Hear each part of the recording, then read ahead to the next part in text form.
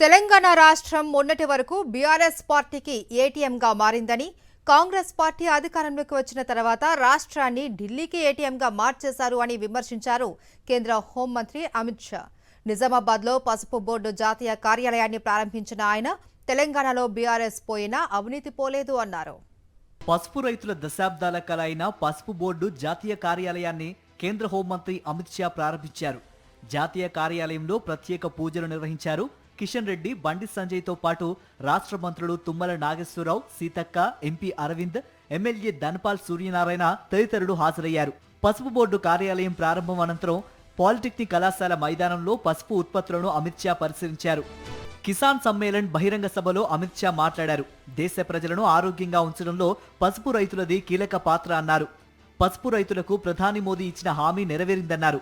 పసుపు కొనుగోలు, రవాణా, ఎగుమతి అన్నీ పసుపు బోర్డు చూసుకుంటుందన్నారు. 2030 నాటికి $1 బిలియన్ పసుపును ఎగుమతి చేయాలని పిలుపునిచ్చారు. తన ప్రసంగంలో బీఆర్ఎస్, కాంగ్రెస్ పై విమర్శలు చేశారు అమిత్ షా. గతంలో బీఆర్ఎస్ అవినీతికి పాల్పడిందని, రాష్ట్రంలో బీఆర్ఎస్ పోయినా అవినీతి మాత్రం పోలేదన్నారు. తెలంగాణ की जनता रेवंत रेड्डी गारू को लाई, एक में भी केस किया है क्या? अरे बोलो भाई, किया है क्या? ये तेलंगाना पहले चंद्रशेखर राव जी के परिवार का एटीएम था, अब कांग्रेस दिल्ली का एटीएम बन गया. कोई फर्क नहीं पड़ा है. आज भी भ्रष्टाचार टीआरएस के शासन की तरह ही हो रहा है.